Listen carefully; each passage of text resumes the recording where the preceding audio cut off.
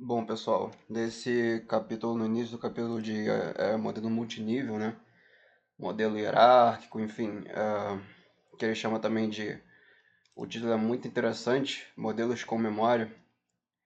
Ele mostra basicamente pra gente que o modelo de efeito misto, né? Ou modelo hierárquico e tal, que ele chama também de partial pooling, né?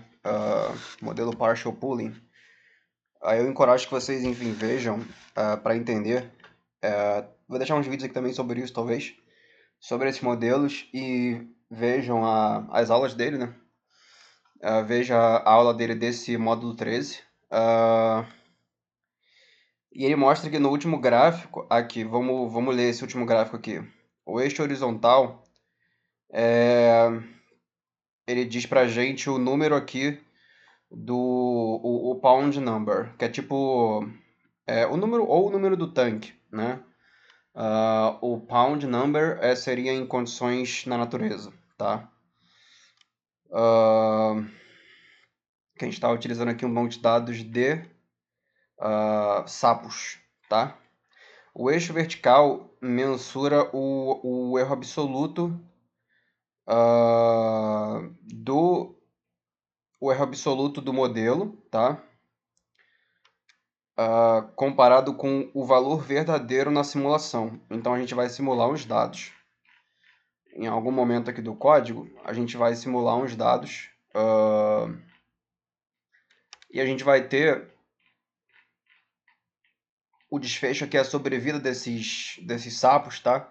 A gente vai ter valores reais de sobrevida, de proporção de sapos, né? A proporção de sapos que ficam vivos e tal naquele tanque.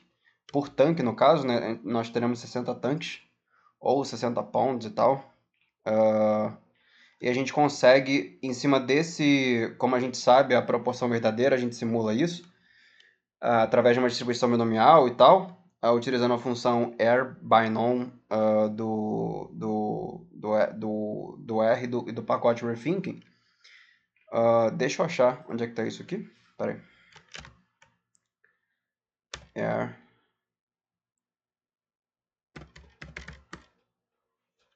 Aqui. A gente simula valores e tal, e a gente vai ter aqui em determinado momento, aqui onde está o underline bar. É que o código tá um pouco grande, mas eu faço assim aqui, ó. Nós teremos valores simulados nós teremos um banco de dados, tá, chamado d_sim, onde nós teremos a simulação dos valores verdadeiros de sobrevida. De proporção, né, de sapos que ficam vivos em cada tanque. Tá? Então a gente tem a simulação e a gente faz os modelos. Aqui, tá? Esse banco de dados, a gente tem o erro, tá? O erro do modelo partial pooling, do modelo no pooling, e aí o erro do modelo no pooling é o laranjinha aqui, do partial pooling é o sem, é o das bolinhas cinzas, né, pretas, que não tem preenchimento. E aí ele fala aqui nesse gráfico que quanto maior quanto mais, enfim, mais longe, distante do zero tiver o pontinho, pior a estimativa, tá? E ele mostra aqui que a gente vê, ó, em média, tá? Aqui é a média das estimativas, né? Ah, a média do erro das estimativas pro modelo no pooling e pro modelo partial pooling, a gente vê que ela, em média, tá? Ó, menos aqui no medium, nos tanques que tem um tamanho mediano, vamos dizer assim, o modelo de partial pooling ou enfim, modelagem mista, né, se sai melhor. Ela tem menos erro, tá, em relação as, as, ah, aos valores aqui verdadeiros, tá? De sobrevida, de proporção de sapos que ficam vivos, do que o modelo de no pooling, tá? Então ele mostra isso pra gente através de simulação e criando um banco de dados simulado e modelando em cima desse banco de dados, tá?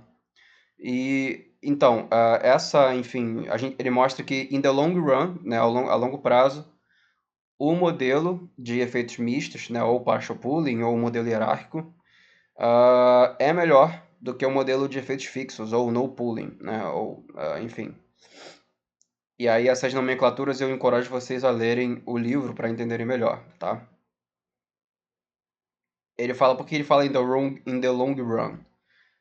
E por que em média, né? Porque tem um aqui que o modelo acaba saindo melhor, o modelo de efeito fixo. Mas em todos os outros, o modelo, principalmente aqui, enfim, aqui nessa região aqui onde os tanques contêm poucos, são pequenos e contêm, portanto, poucos sapos, tá? O N deles é pequeno, olha lá aqui, ó. Olha lá, N de 5, né? Seria, ó. Aqui o N de 10, tá? N de 25 e aqui o N de 35, tá? Então nós teremos aqui um banco de dados com 60 unidades experimentais.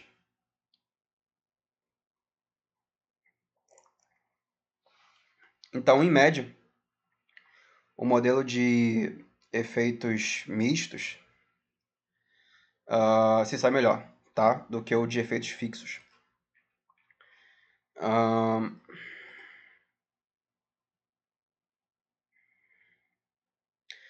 A gente tem que, no geral, tá? No geral, o erro ele sempre vai ser menor. O erro, não importa se é modelo de efeito fixo ou de efeito misto, tá? Ele sempre vai ser o shrinkage, né?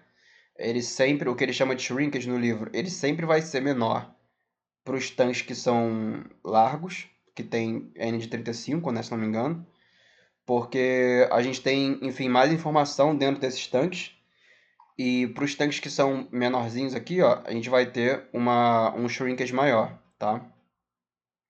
Em relação ao valor de sobrevida média, tá? De todos os tanques.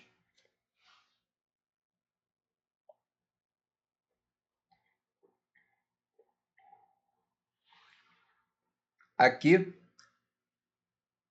o laranjinha já são as proporções empíricas e os pretinhos aqui, os pontos pretos, são as proporções feitas pelo modelo no mesmo banco de dados, tá? Então a gente vê que ela tem uma tendência a ter uma regularização a mais, tá? Enfim, o modelo ele regulariza mais, ele tenta chegar mais próximo do 0,8 em N's menores do que em N's maiores. Aqui, em N's maiores, a diferença entre os pontinhos pretos e os laranjas são menores. Mas, de qualquer forma, tá? Mesmo com isso,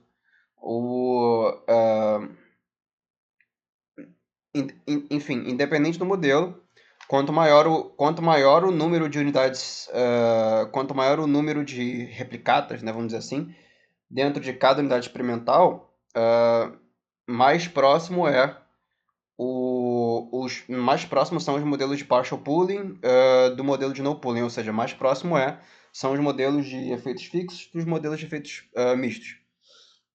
Isso a gente vê também, se não me engano, na literatura.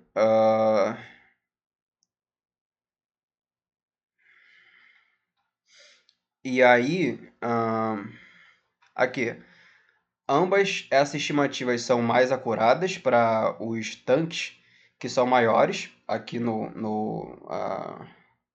elas são mais próximas de zero, tá? Então nós temos menos erro em relação às proporções reais. Isso é simplesmente porque mais dado significa que a gente tem estimativas melhores. Assumindo que não tem confundimento. Se tiver confundimento, mais dado quer dizer mais. É até pior, né?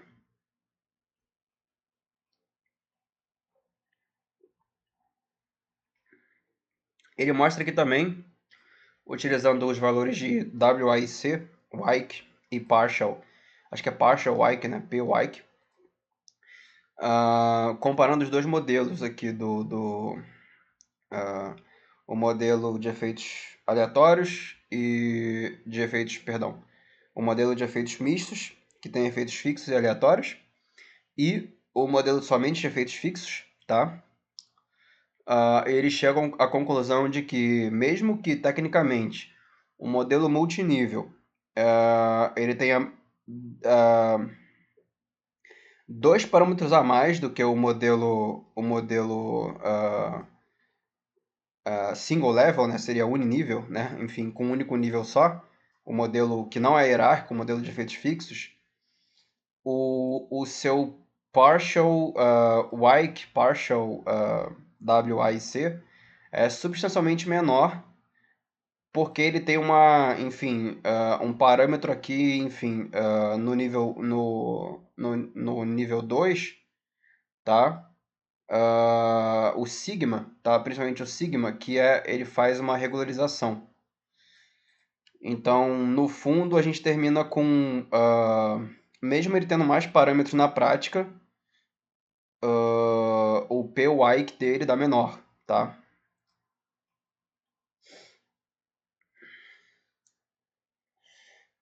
O que eu quero dizer com isso, né? Tudo que essa questão do nível parâmetro nível 2, tá? Tudo que você precisa para fazer um modelo de efeito misto na parte bayesiana é fazer hiperpriores com hiperparâmetros, tá? Ou melhor, hiperparâmetros com hiperpriores, tá? Ou seja, nós teremos o quê? Ah, aqui fica claro, nessa figura do livro, deixa eu chegar aqui,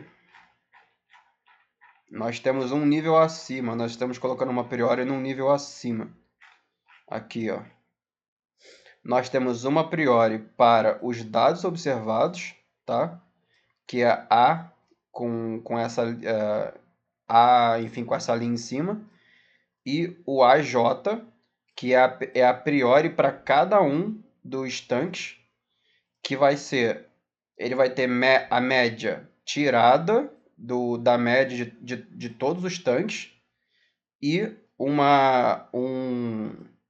enfim, um parâmetro aqui regularizador, o sigma, que tem uma distribuição exponencial de 1, tá? Fazendo isso, e aí você lendo o livro você vai entender melhor, que é melhor do que eu ficar aqui, tipo, falando, né, sobre isso somente. A gente chega numa em valores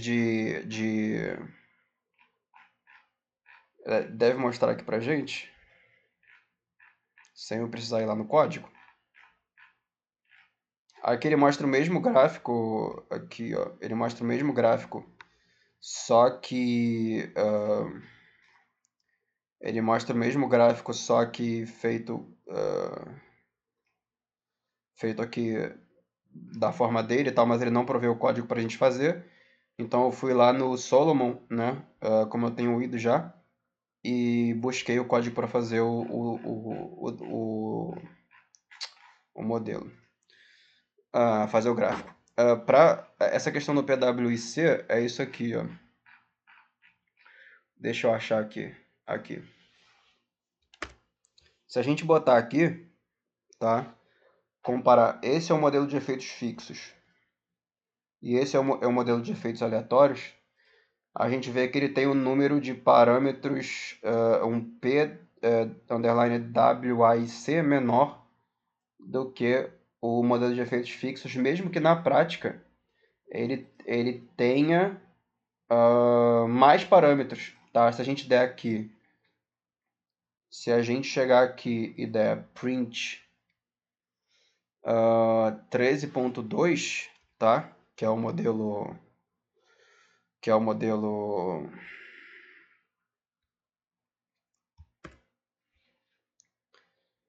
ele vai dar, ó, 48 níveis mas tem mais dois parâmetros. Então, se a gente der B3.2 coeficientes, acho que é assim, né? Pera aí. Coeficientes. Opa. É em algum local que eu conseguia chamar. Seria interessante se a gente visse isso daqui.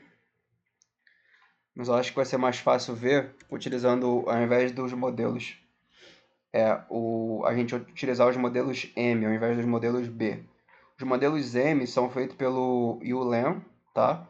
E os modelos B, eles são feitos pelo BRMS. Então, olha lá, nós temos 48 parâmetros no 3.1, tá? Acho que vale até a pena botar isso daqui. A gente tem aqui, a gente dá para ver aqui pelo compare também, né? Ó, ele também dá o PWC utilizando os modelos M.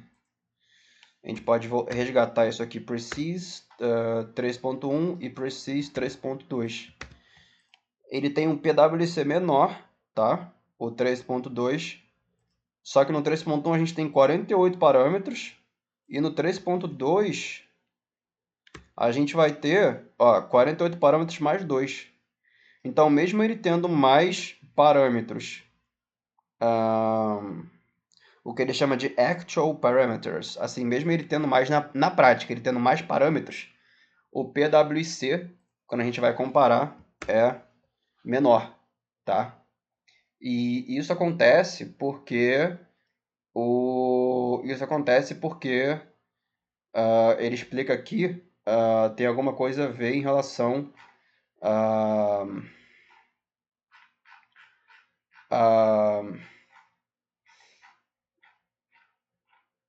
regularização pela priori, tá? Ele deixa isso explicado aqui em algum momento.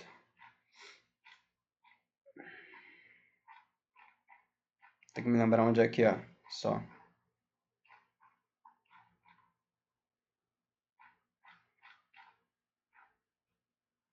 Aqui, ó. Regularizing prior, tá? A explicação tá aqui. Página 404 do livro, tá? Ele explica aqui, ó, o modelo multinível, ó, tá aqui os dados. O modelo multinível tem 21 parâmetros efetivos, tá? E isso, na verdade, é 28 menos parâmetros do que os parâmetros atuais. Se a gente for pegar, por exemplo, o que ele quer dizer com isso? Se a gente for pegar, vou até deixar essa observação aqui, né? Acho que vale a pena. Multilevel model has only 21 effective parameters. 28 fewer effective parameters than actual parameters. Because the prior assigned, aqui tem uma coisa a ver com a prior. Because the prior assigned to each intercept shrinks then all towards the mean, que é esse alfa que, enfim, sobrescrito, tá? Então tem alguma coisa a ver com essa priori aqui, tá? Eu precisaria de mais estudo para explicar isso aqui com mais detalhes. Uma coisa muito interessante, então a gente vê aqui porque ele fala que tem 28. Então, se a gente for pegar aqui, nós temos 28 parâmetros efetivos pelo PWC. Então aqui, ó, PWC é igual a 20, é igual perdão, a 21, tá? PWC é igual a 21. Só que se a gente for ver lá no actual parameters do modelo 3.2 vai ser igual a 50. Então nós temos aí, por isso que ele diz que tem 28 menos parâmetros efetivos Ele arredonda aqui, sei lá, para 22, né? E aí, sei lá, 50 menos 22 é igual a 28, tá? E se a gente for ver py, que eu vou botar m 3.2, difference m3.2, tá? E agora eu vou fazer isso a diferença de 28, tá? E se eu for fazer isso agora pro modelo 3.1, ele tem, vamos arredondar aqui para cima, 26, vou botar aqui 25, 26, mas acho que dá para a gente considerar 26 porque é 25.7, né? Então a gente arredonda para cima. E o número de parâmetros dele é 48, tá? Se a gente der aqui, ó, vamos dar de novo. Precis M3.1, nós chegamos a 48 parâmetros. Enfim, é um intercepto para cada tanque, tá? Um intercepto para cada tanque. A gente está aqui utilizando... Aqui, ó, nós temos 48 tanques, tá bom? Então a gente vai ter 26 menos... Perdão. 48 menos 26, que vai dar 22. Então, a gente tem um ganho aqui na redução de parâmetros. Vou até botar aqui, né? The difference in actual parameters and PWC is larger for the multi-level model. Partial pooling. Chama isso como você quiser.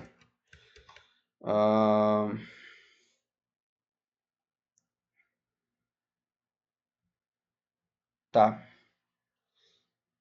This means that the regularizing prior is effective. Tá, então ele demonstra que também, enfim, por uma redução no número de parâmetros, que o modelo acaba sendo melhor. Mas também em termos práticos, tá? Isso é uma coisa mais... O que eu estava falando ali era uma coisa mais conceitual. Mas em termos práticos, nós temos aqui também um ganho aqui em termos de erro total do modelo, tá? Quando a gente sabe as proporções reais de sobrevida dos sapinhos lá, em cada tanque, a gente pode estimar um modelo de efeitos fixos e um modelo de efeito misto e comparar quanto que dá, né? Quanto que o modelo de efeito fixo estima de proporção de sobrevida, quanto o modelo de efeito misto estima de proporção de sobrevida e, enfim, comparar qual que, enfim, chega mais próximo, né? Da realidade aqui do banco de dados. Isso é especialmente interessante para, enfim, tanques que tem onde a gente tem um número de dados menor, né? Como o tanque aqui é a unidade experimental, o número de sapinhos, né, por tanque seriam replicadas, né?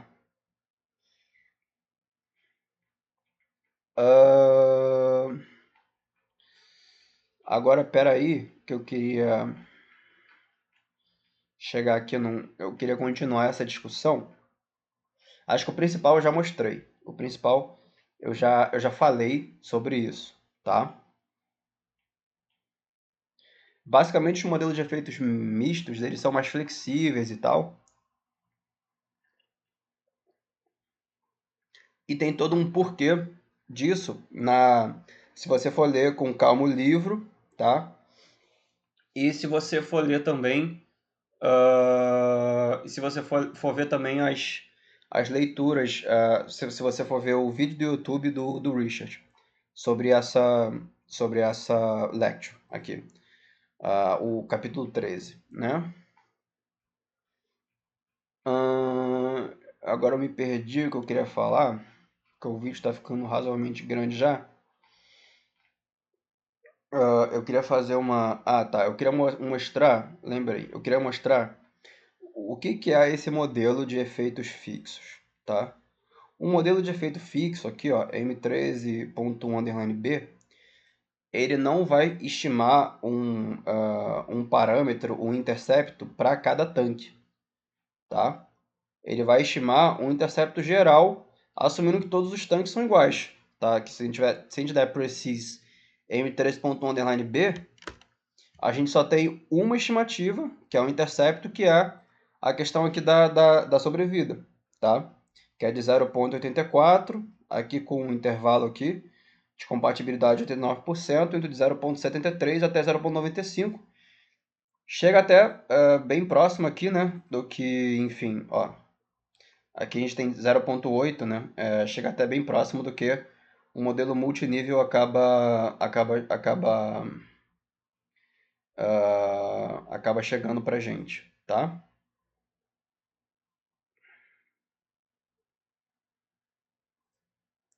Ele faz outros gráficos que ajudam muito a gente a entender, tá? Eu estimulo vocês a verem realmente esses gráficos ah, e entenderem esses gráficos e tudo mais. Ah, antes que eu me perca aqui, então esse é o modelo de efeito fixo, tá? Ele não considera cada tanque como um intercepto, tá? Então a gente não tem aleatoriedade entre a gente não tem aleatoriedade entre na verdade esse modelo aqui M3.1, na verdade é o que ele chama de complete pooling, tá? Complete pooling.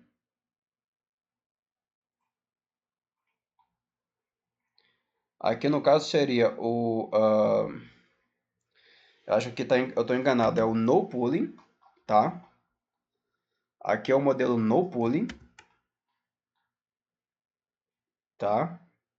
Aqui é o modelo partial pooling, perdão, complete pooling, que é o 13.1, tá?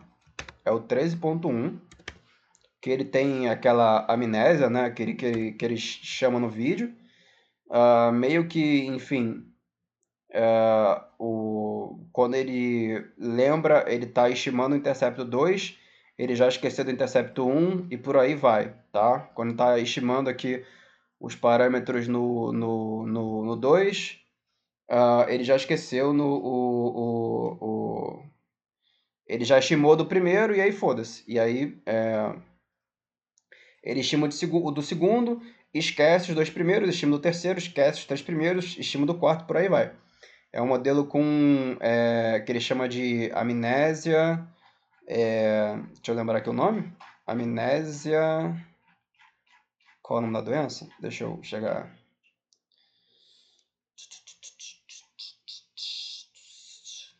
Cadê? Anterograde, amnésia anterógrada, sei lá, não sei se é o nome que se fala. Complete pooling. Anterograde amnesia model. E a gente tem o partial pooling, que é o quê? O partial pooling, ele tem duas estimativas a mais do que o complete pooling, que é, ó, um intercepto geral, tá? Um intercepto geral e um sigma geral, levando em consideração todos aqui, ainda levando em consideração todos os 48 tanques, tá? Cada um como sendo único,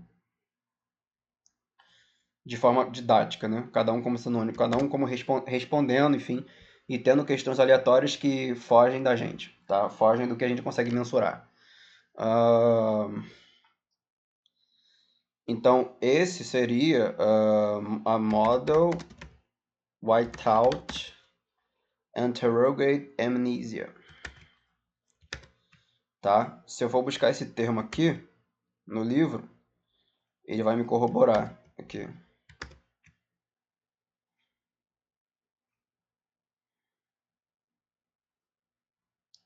Ele faz um exemplo no vídeo do YouTube sobre cafés, que é muito bom, tá? Muito.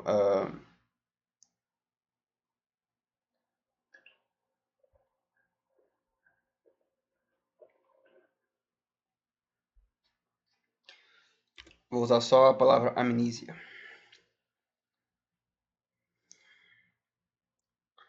Então, esse modelo aqui, tá? Esse modelo aqui, que é o nosso modelo 13.1, tá? Que é o que eu estou dizendo aqui, ó.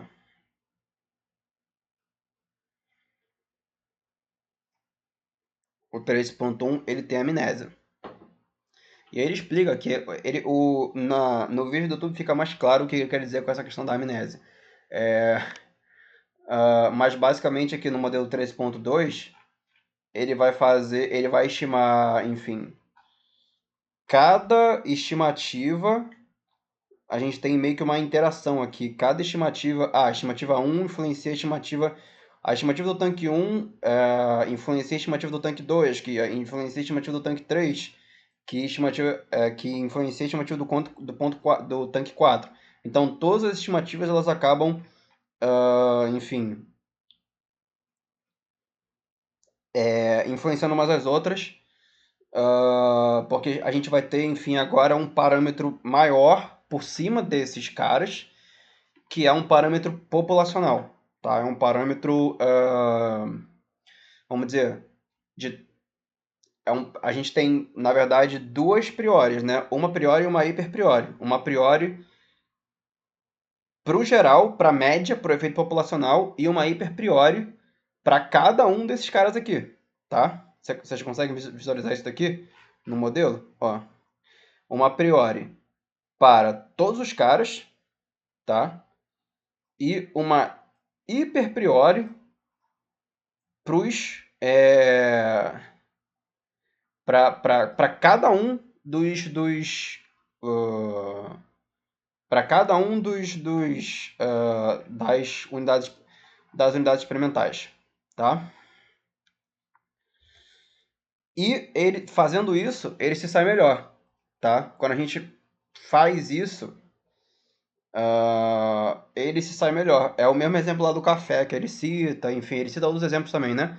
Isso está mais explicado no vídeo do YouTube. Mas, fazendo isso, onde cada um aprende com o outro, a gente chega numa coisa que tem menos erro do que simplesmente um modelo que tem amnésia, tá bom? Então, acho que essa é enfim, o aprendizado principal desse, desse capítulo, desse início de capítulo.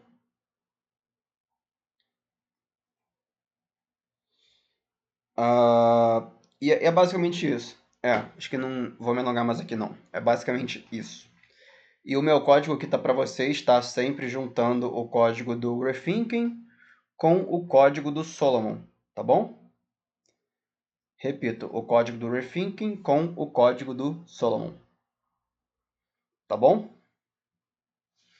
Que o código do Solomon também ajuda bastante a gente a, enfim, ajuda bastante a gente a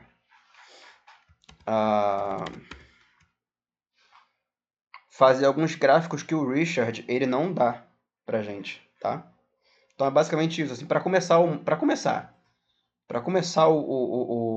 módulo de efeito efeito misto, é isso aí, para começar.